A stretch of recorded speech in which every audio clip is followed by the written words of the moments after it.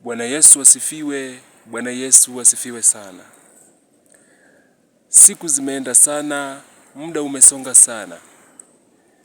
Hiki kitu ambacho naenda kukizungumzia leo sio kwa mara ya kwanza. Kwa wale watu ambao wamekuwa wakifuatilia kazi zangu, nimekisema muda mrefu sana uliopita. Maisha tunayoyaishi sasa ni tofauti kabisa na maisha walioishi mababu zetu na hata wazazi wetu. Tunaishi kizazi ambacho kimepotoka na kimeharibika kabisa. Yaani kiufupi namaanisha tuko mwishoni kabisa. Muda umekwisha, Bwana Yesu anakuja. Mwana wa Adamu kwa muda tusioutarajia wala kuutegemea yupo malangoni anakuja.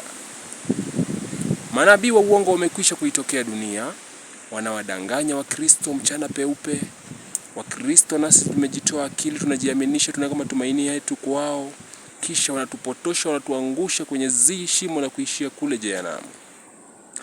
Maandiko katika Mathayo 7:15 yanasema nini? Jihadharini na manabii wanaowajilia, maana kwa nje wana ngozi ya kondoo, lakini kindani ni mbwa mwitu ambao wanasitiri kula nyama zenu na kunywa damu zenu. Hivyo mtawajua kwa matunda yao. Katika kitabu kitakatifu Biblia imezungumza mambo hayo katika vipengele tofauti tofauti sana.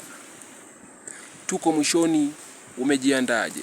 Tazama kule Uingereza wameanza kutangaza ndoa ya jinsia moja, yaani mwanaume na mwanaume waoane, mke kwa mke waoane. Wewe je, unafikiria jinsia ya aina hiyo ni jinsia ambayo inakubaliwa kiBiblia?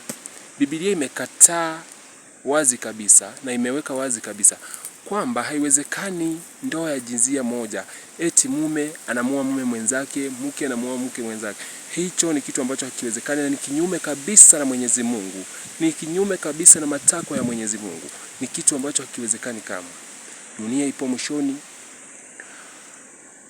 Ukisoma katika kitabu cha Ufunuo 13 mstari wake kuanzia 11 mpaka 17 pale chini, maandiko yanasema nini? Siku inakuja ambayo hautanunua wala kuuza ikiwa hauna ile chapa ambayo ni kodi ya shetani namba 666. Mambo haya yakija kutokea, usiseme sikuwahi kukwambia, maana dunia iko pabaya kabisa. Sio kawaida jinsi tulivyokusudia, sio kama tunavyofikiria. Kila kitu kinachoonekana kizuri, shetani amekipiga fotokopi. Unakiona kwa macho ya mwili kwamba ni kizuri, lakini mwisho wake ni mauti. Vitu vingi hata madukani vimetokea ambavyo vina chapa ya ajabu kabisa. Kwanza hizi nguo ambazo zimetokea katika kizazi hiki, yaani zina kodi za shetani. Halafu hata wanadamu wenyewe wanazozivaa hawajui kama ni namba za shetani.